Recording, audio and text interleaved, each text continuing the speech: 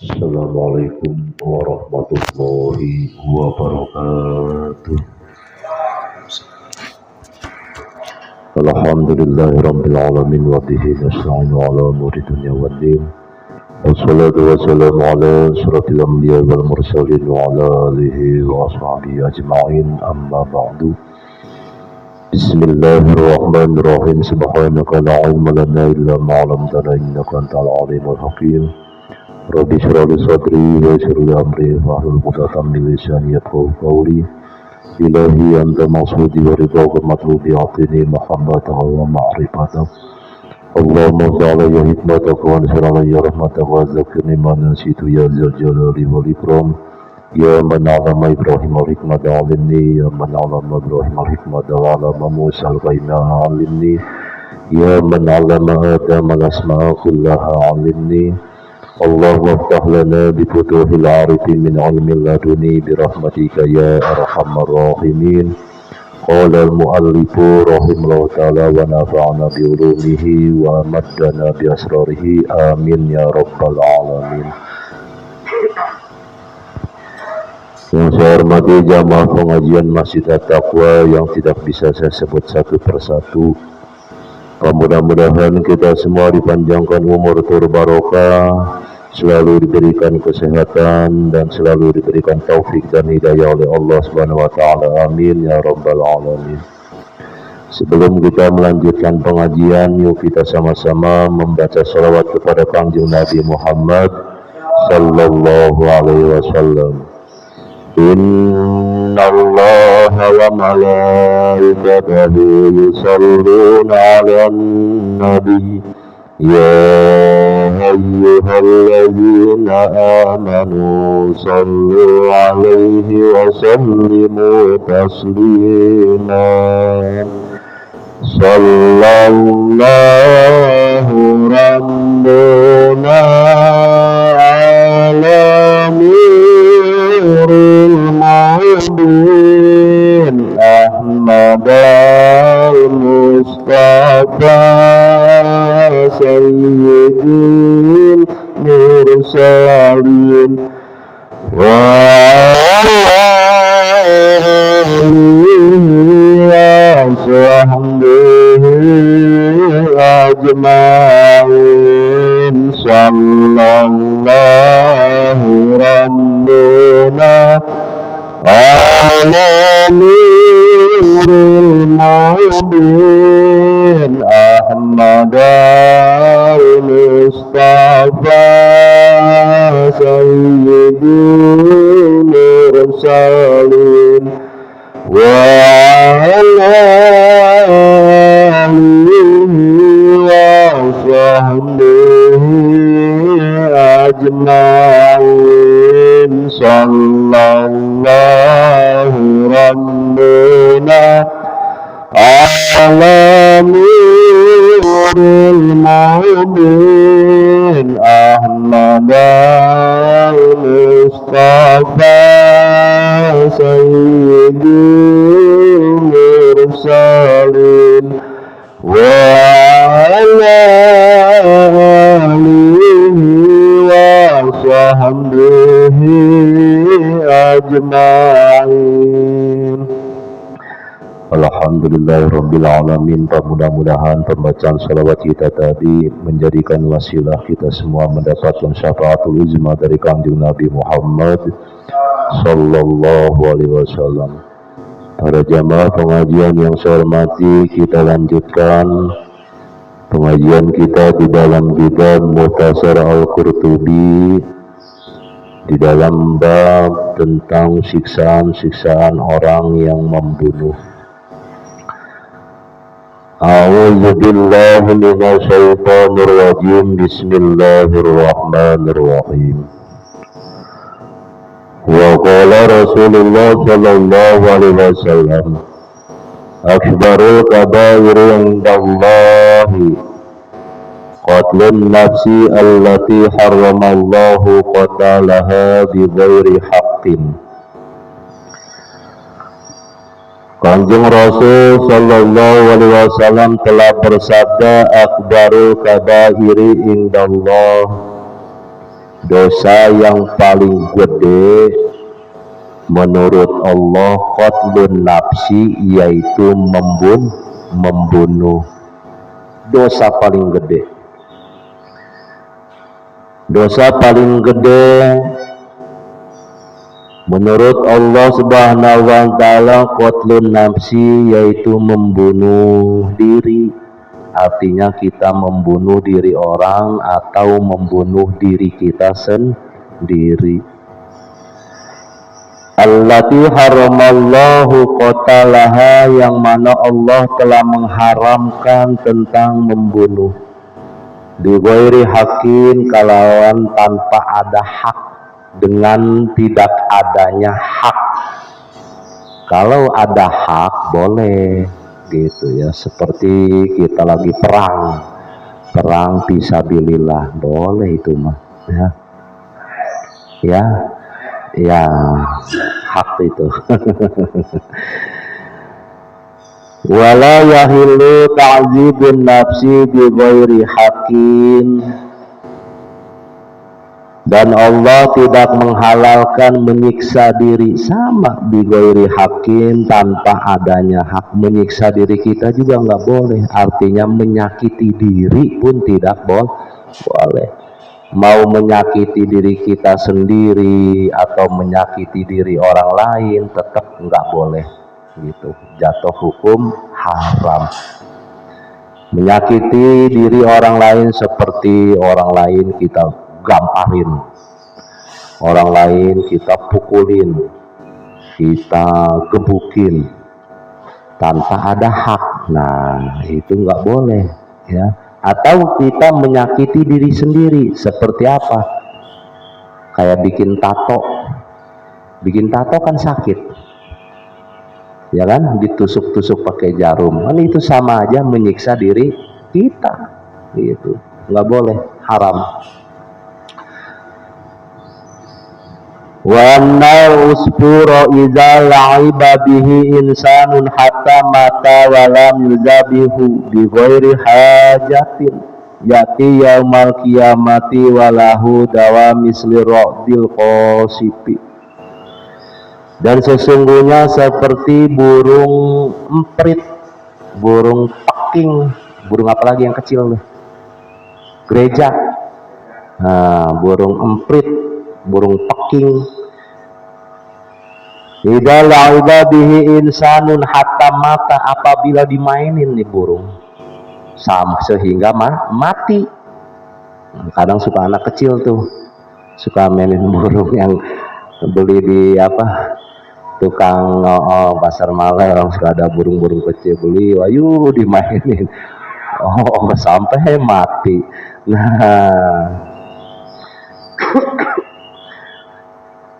walam yudabihu bi ghairi hajatin, nggak dipotong, nggak disembelih, nggak apa, matinya gitu karena habis dimainin aja gitu. Nah nanti walahu dawami sluratil qasipi yati yaumal qiyamati walahu dawami slirati, nanti datang di hari kiamat suara burung tersebut seperti suara kilat yang nyamber. Wah, jadi suara burung ini nanti di akhirat itu suaranya seperti kilat yang menggelegar gitu. Fayaqulu ya Rabbi ishal haza lima azabani bi ghairi hajatin wa lima qatalani. Terus kata burung tersebut, ya Rabbi ishal, wahai Tuhanku, coba tolong tanya orang itu, kenapa dia sewaktu di alam dunia menyiksa diriku tanpa ada hajat dan membunuhku tanpa ada hajat. Allah suruh nanya tuh, kata si burung peking ini nih, tahu burung peking? Burung peking pipit, emprit, iya emprit itu. Nah, coba tanya ya Allah, misal si fulan tanya, kenapa saya disiksa waktu di dunia sehingga saya mati sedangkan tanpa ada hajat. Fayaqulu, maka apa yaqulullahu subhanahu wa ta'ala ana akhidun haqqaka wa izzati wa jalali izhab la yujawizuni zulmun zolim.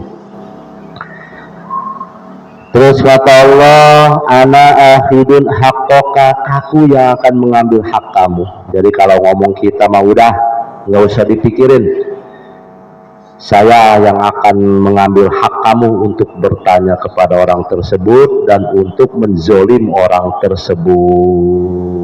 Insyaallah. Jadi udah itu mah ibarat kita mah diserahin ke Allah, selanjutnya Allah lah yang menzolim diri kita, menyiksa diri kita apabila kita memainkan burung emprit itu hingga mati.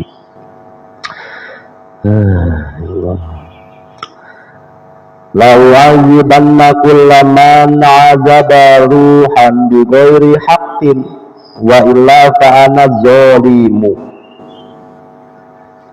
Terus aku yakin pasti akan menyiksa setiap orang-orang yang suka menyiksa ruh bi ghairi haq, kalau tanpa adanya hak. Baru dengar ya ada yang menyiksa ruh? Baru dengar nggak? Hah? Emang ada gitu yang menyiksa ruh? Ruh kita disiksa? Hah? Ada nggak? Ruh disiksa itu dalam diri manusia itu ada sebutannya zohir batin. Zohir jasad kita. Apabila yang disiksanya zohir berarti jasad kita yang disiksa atau dizolimi. Ada batin. Batin adalah ruhaniyah, ruh kita. Apa yang disakiti, disiksa ruh kita melalui hati.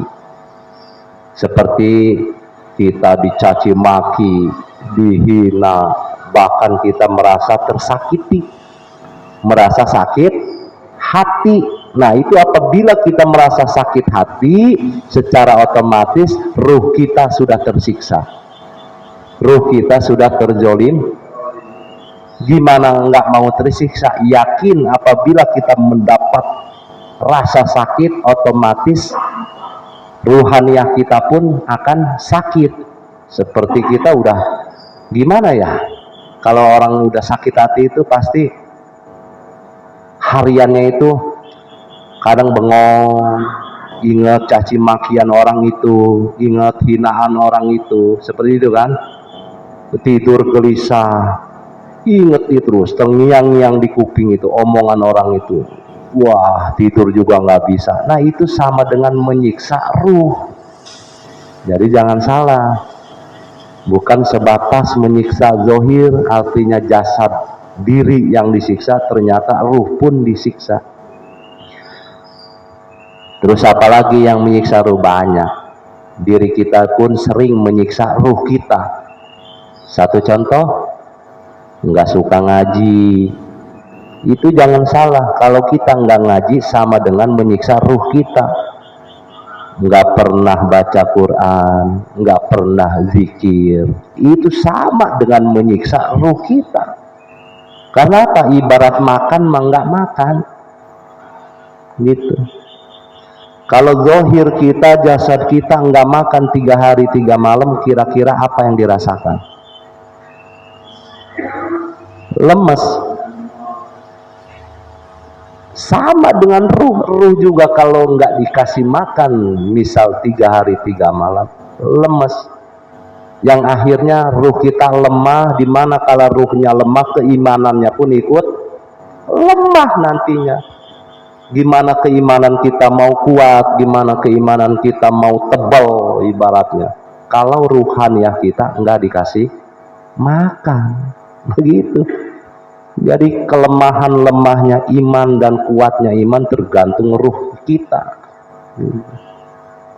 Kalau kita ngebahas ruh mah panjang lebar, apalagi kalau dilariin ke makom torekot, apalagi kalau dilariin ke makom hakikat, ke makom ma'rifat, ruh yang disebut latifatur ruh kalau di ilmu torekot. Nah sama, Kata Allah, aku akan menyiksa orang-orang yang suka menyiksa ruh, maupun ruh orang lain ataupun ruh diri kita sendiri. Jangan salah, kita menyakiti hati orang itu sama dengan menyiksa ruhnya. Sebaliknya, kita membuat hati orang bahagia sama dengan kita membuat ruhnya ikut bahagia. Kan begitu. Semua juga yang merasakan ruh.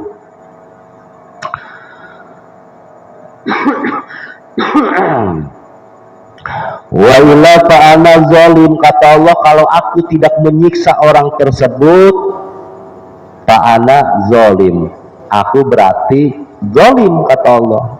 Kalau aku tidak menyiksa orang-orang seperti itu, maka aku ini zalim. Sedangkan kalau Allah zalim, mustahil Allah zalim, gitu ya. Insyaallah. Kalau ingat ngomongin ruh ya, insyaallah, ketenangan jiwa, kenyamanan jiwa, ketenangan ibadah, kenikmatan ibadah, ruh yang merasakan. Ya, kayak tadi itu pangkos sholat maghrib, tenang hati, nyaman, tentram. Ya asli, Bangos. Saya baru merasakan tadi nih, udah lama nggak merasakan nikmatnya sholat, tenangnya sholat, baru tadi. Ya, Bangkos ngimamin ini, Masya Allah. Mungkin ada kontak, kemungkinan Pangkosnya juga ngimaminnya tulus. Gitu ya, Masya Allah. Ya Allah. Dan lagi jangan aneh ya, kalau bacaan surat tadi yang dibaca Pangkos, surat 8, wailul lil musallin alladzina hum an salatihim sahun alladzina hum yuraun. Diwasolkan sama Pangkos. Memang seharusnya begitu. Kalau kita baca surat Ar-Ra'aital di pas lapat apa? Fawailul itu. Fawailul lil musallin alladzina hum an salatihim sahun. Harus diwasol. Jangan fawailul lil musallin. Jangan. Karena apa? Konteksnya nanti dari makna fawailul lil musallin. Maka celakalah atau neraka welah untuk orang-orang yang sholat. Nanti maknanya seperti itu. Berarti nih kita yang sholat ini orang-orang celaka, orang-orang yang bakal masuk ke neraka makanya harus diwasol. Wawailul lil musallin alladzina hum an sholatihim sahun. Begitu ya. Bahkan jatuh hukum haram menurut ulama ulama kiroat, ahli-ahli kuro. Kalau Bapak ingin tahu tentang bacaan-bacaan surat mana yang harus diwasol, mana yang enggak, beli kitabnya, nama kitabnya Manarul Huda. Nah, di saya kitabnya udah enggak ada ya, udah tahun 2011 udah tenggelam. Kerendam banjir. Cari kitabnya Manarul Huda ya.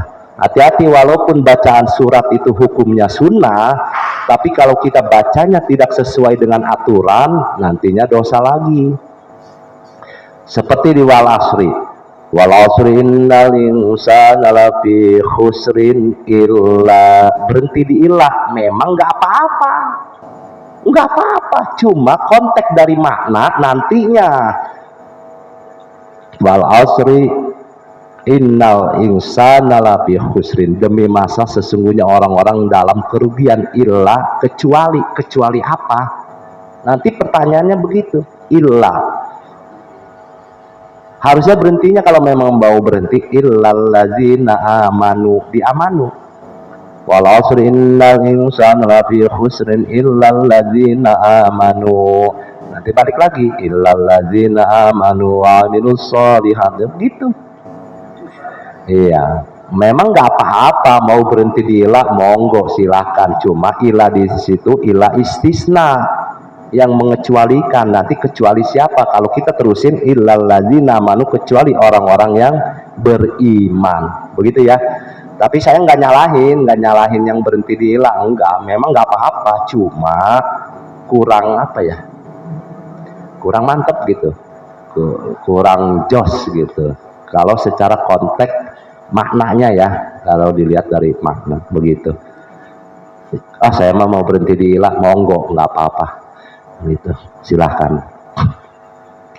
Enggak, saya juga nggak ngelarang, enggak. Cuma kalau saya pribadi, kalau baca walasri pasti berhentinya illal ladzina amanu kalau di wasol ya, kalau di wasol.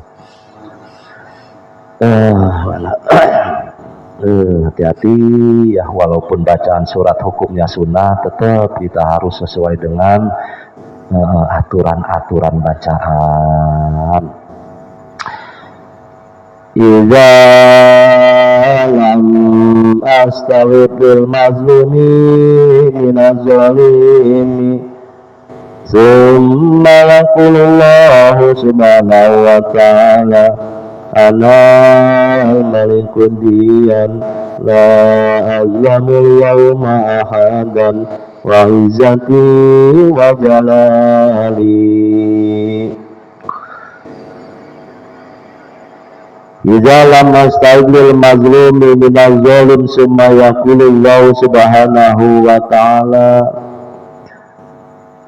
kata Allah, apabila tidak dipenuhi kepada orang-orang yang zalim, artinya tidak dipenuhi itu tidak disiksa, maka Allah berkata, anal malikudian, aku adalah raja, rajanya hari kiamat, yang mana la azlamul yauma ahadan, aku tidak akan menzolim di hari ini, wa izzati wa jalali, demi kemuliaanku dan kegagahanku, kecuali orang-orang yang memang yakin atau berhak untuk dizolim atau disiksa. La yujawijunil yauma zolmuz zolim, jadi tidak akan terlewati di hari kiamat itu untuk menzolim orang-orang yang zolim. Walau laqamatan bikafin aw darbatin bikafin aw yadin ala yadin la'aqasanna minal qurna'il lil jama'i.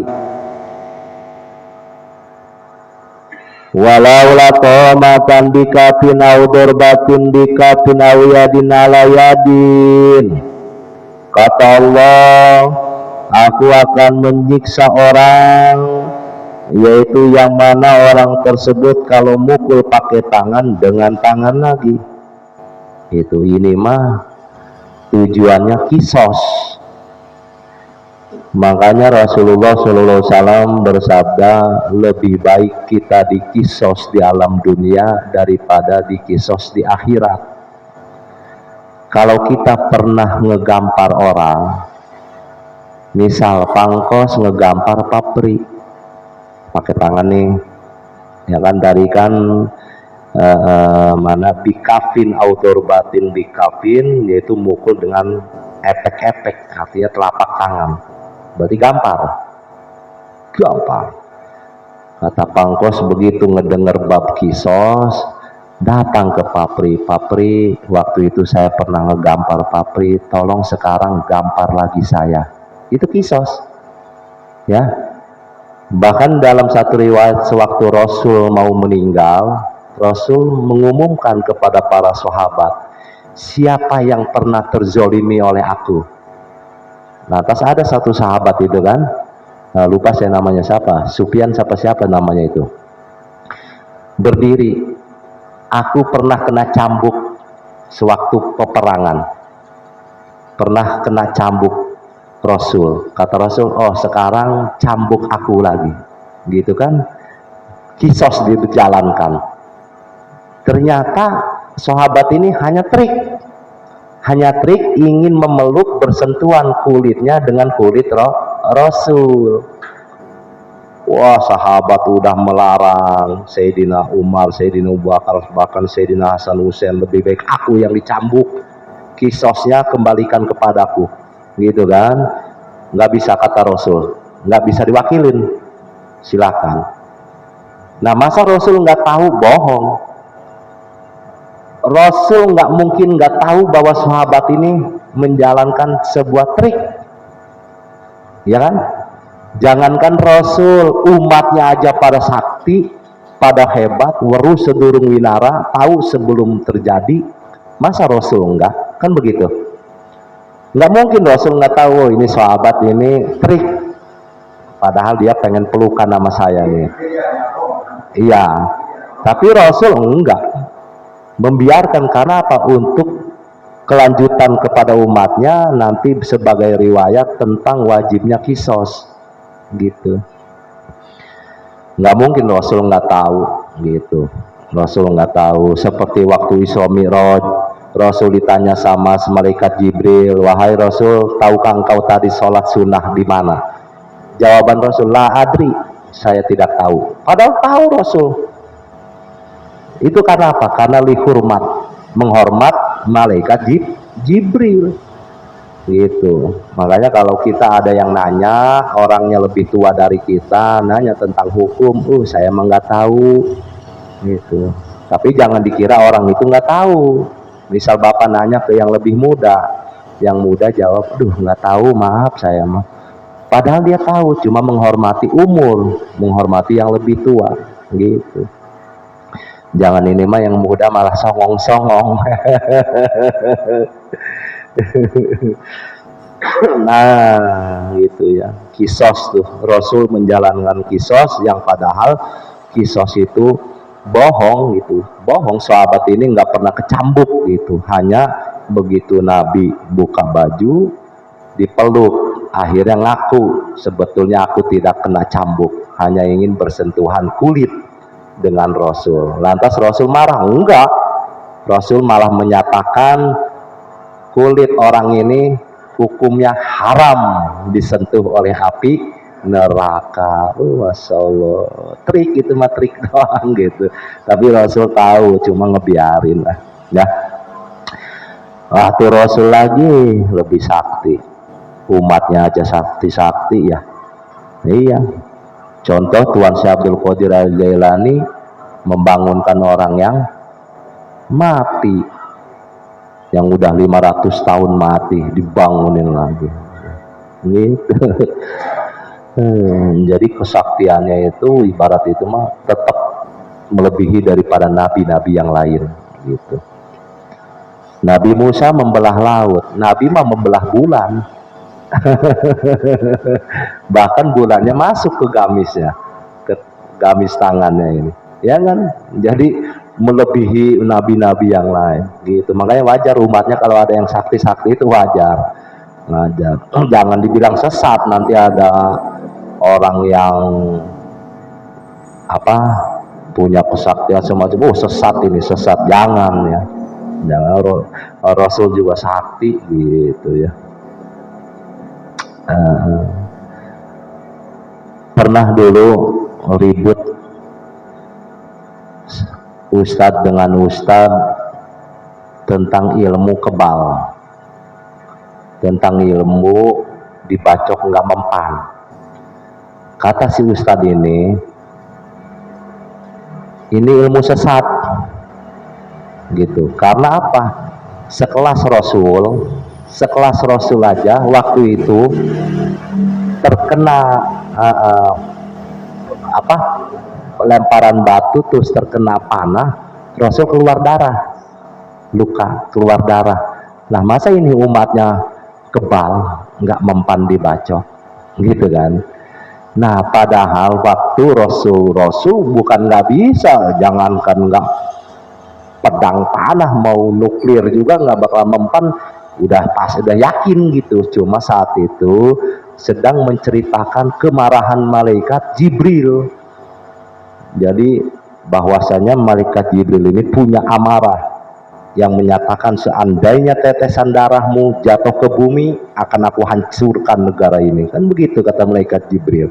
Akhirnya Rasul itu kan ngejaga darahnya. Ya itu mah lagi menceritakan, artinya bahwa malaikat Jibril ini marah gitu. Bukan berarti Rasul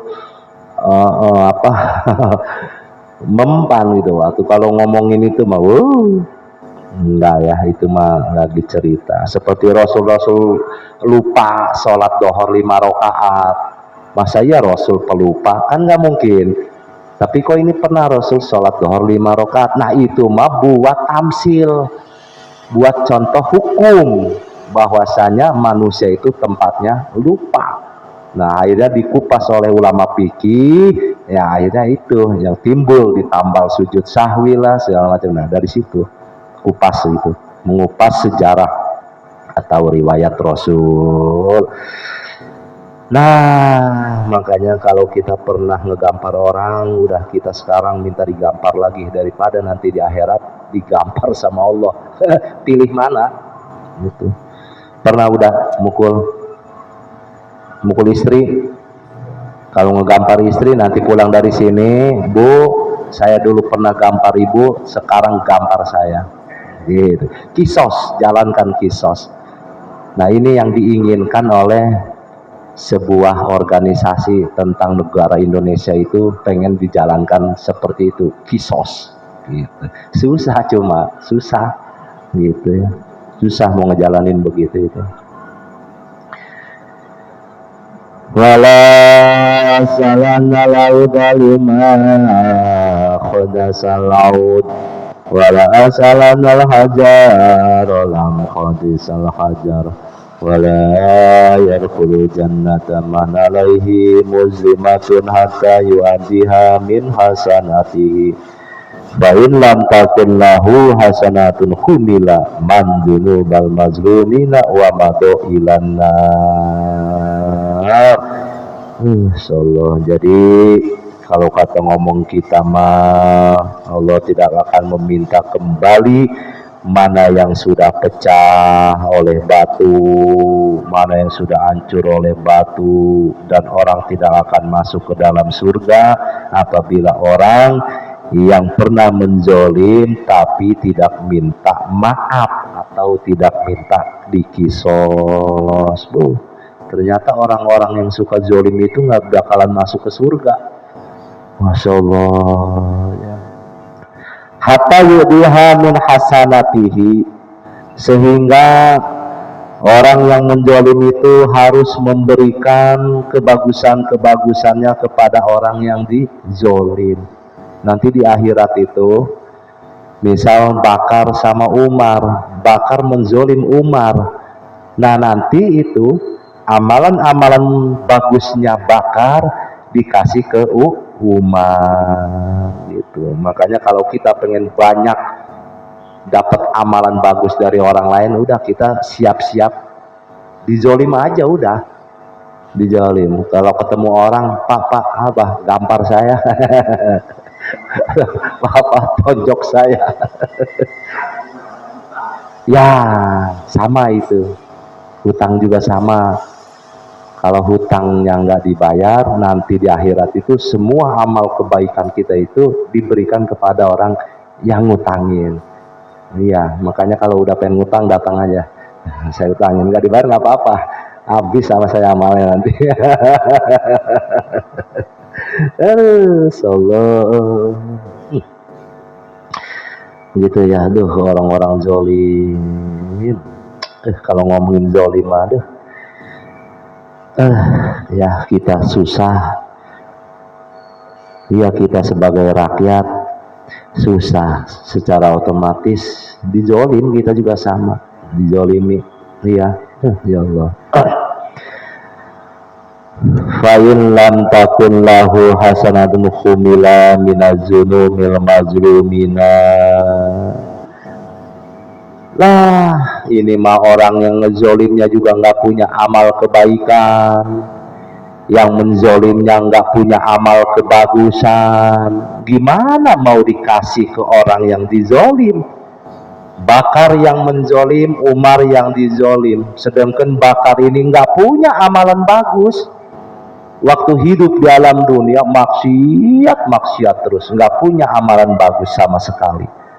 Lantas apa yang akan diberikan? Nggak ada kan?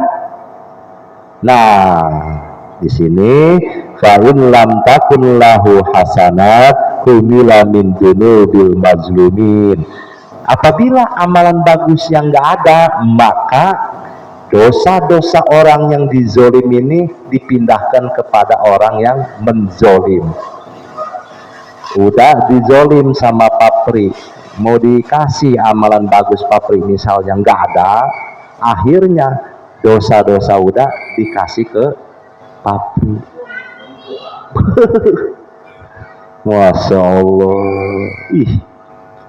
Ya amalan bagusnya nggak ada, mau dikasih juga apa yang dikasih, amalan bagus nggak ada, ya akhirnya dosa orang yang dizolim ini dipindahkan kepada orang yang menzolim. Udah, kita kalau dizolim jangan marah, kalau dizolim jangan marah, cuma belum bisa kita mah, belum bisa kita mah dizolim orang belum bisa, kalau nggak marah itu nggak bisa.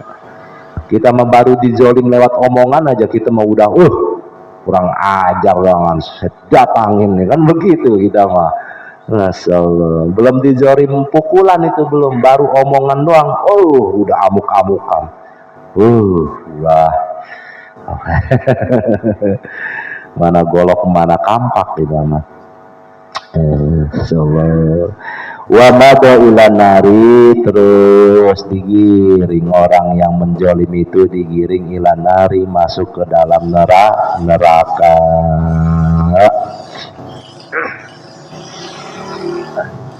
Meler udah seminggu ini, meler saya bari mas udah seminggu. Wa qala sallallahu alaihi wasallam akbarul kabairi asyirku billahi wa qatlun nafsi bi ghairi haqqin. Kanjeng Nabi Muhammad sallallahu alaihi wasallam telah bersabda, akbarul kabairi asyirku billahi wa qatlun nafsi bi ghairi haqqin, dosa paling gede yaitu musyrik kepada Allah. Ternyata musyrik itu dosa gede, nyembah pohon gede, misal ada pohon beringin gede disembah, kasih nasi tumpeng, nasi apa lagi, kopi pahit, kopi manis, kembang 7 rupa, karena meyakini bahwa pohon beringin inilah yang menjadikan makmurnya desa. Misal satu kampung ini makmur karena adanya pohon beringin ini, disembah. Musyrik itu, musyrik. Gimana Pak Ustadz, saya mah punya keris warisan orang tua, itu mah keris dari kakek saya, buyut saya turun temurun, artinya warisan leluhur. Silahkan, tapi jangan disembah ya, kerisnya jangan disembah, jangan dipercaya, udah geretakin aja ya. Ini mabuk setiap bulan mulut sibuk nyari kelapa hijau, buat apa? Buat mandiin keris, beli kembang 7 rupa, kue 7 rupa, teh manis, kopi pahit, kopi manis, susu. Masya Allah. Atau mending undang tetangga, ajak ngopi, ajak susu, gitu ya. Bukan nggak boleh, silakan, tapi jangan disembah, jangan diyakini bahwa keris itulah yang membuat kita selamat. Jangan, musyrik, ya, musyrik. Ini semenjak saya punya keris, usaha saya maju. Misal semenjak saya dikasih batu atau dikasih wapak sama kiai, usaha saya maju. Jangan, memiliki silakan, tapi jangan menekadkan bahwasanya barang tersebutlah yang membuat hasil maksud Bapak atau yang membuat usaha Bapak maju. Paham ya? Silakan memiliki mah, itu mah jatuhnya syariat. Lawang Nabi Sulaiman batu cincin, mujizatnya. Nabi Musa tongkat, kan begitu ya, tapi hanya sebatas syariat. Tongkat pun sebatas syariat, nggak apa-apa, yang penting jangan merubah itikad hati kita. Jangan salah menekadkan, artinya jangan salah menekadkan bahwasanya keris ini atau batu ini atau wapak ini yang membuat usaha saya sukses. Jangan, hanya sebatas syariat itu, udah gitu ya. Syariat makan banyak, nggak usah jauh-jauh kayak kita pakai payung kalau hujan. Kalau hujan pakai payung supaya nggak kehujan. Tapi kalau kita meyakini, menekadkan bahwa payung inilah yang membuat kita tidak kehujanan, hati-hati. Kita lari ke ilmu tauhid, kupur. Kepala kita sakit, pusing, minum bodrek, sembuh. Kita meyakini, menekadkan bahwasanya bodreklah yang menyembuhkan kepala saya, kupur. Hati-hati kalau bicara musyrik kupur, nggak usah kita lari kemana-mana, ke model seperti itu aja gitu ya. Anak bapak sakit, iya, bawa ke dokter Mursidi, sembuh. Udah meyakini sembuh, pasti sembuh. Ayo hati-hati, awas, nggak boleh. Sama minta doanya ke kiai pun sama, minta doa ke kiai sama, sebatas minta doa kepada kiai, monggo silahkan.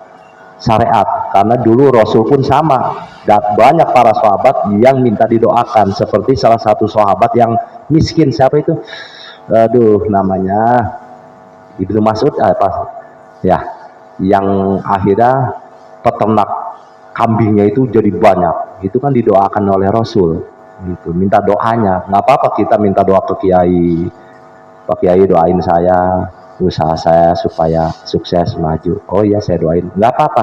Tapi setelah sukses jangan merubah itikad kita, menekadkan bahwasanya kiai inilah yang membuat usaha saya sukses. Jangan. Tapi kalau kita bilang doa kiai ini yang membuat usaha saya sukses, nggak apa-apa itu mah. Sama dengan jarak ke kuburan. Jarak ke kuburan kalau kita salah niat jatuh musyrik, ya, jatuh musyrik. Tapi kalau kita niat jarahnya niat tabarukan, ngalap berkah, dan kita minta doanya kepada wali, itu nggak apa-apa ya. Seperti makanya kalau jarah niat kita bismillah, niat tabaruk, terus minta doanya. Misal kita jarah ke Sunan Kalijaga, wahai Sunan Kalijaga, tolong doakan saya minta doanya, tolong doakan saya supaya hidup saya ini begini-begini. Misal, nggak apa-apa itu mah, bukan minta apa-apa, minta doanya, minta doa mah nggak apa-apa gitu ya, apalagi ke orang tua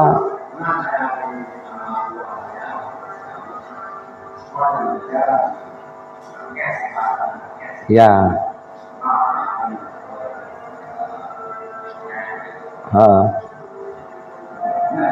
Iya, iya minta doa kan direkes ya lah. Iya nggak apa-apa, minta doanya gitu ya. Jangan ujuk-ujuk, misal jarah, saya pengen kebeli sawah, saya pengen kebeli mobil, doanya itu tanpa kita minta doanya kepada yang kita jarahi, nggak boleh. Itu mah udah jatuh musyrik gitu, jatuh musyrik. Itu mah tergantung niatan kita, tekad hati kita gitu, tergantung niat ya. Wa qala sallallahu alaihi wasallam akbarul kabair asyirku billahi wa qatlun nafsi wallahu a'lamu bishawab. Ada pertanyaan?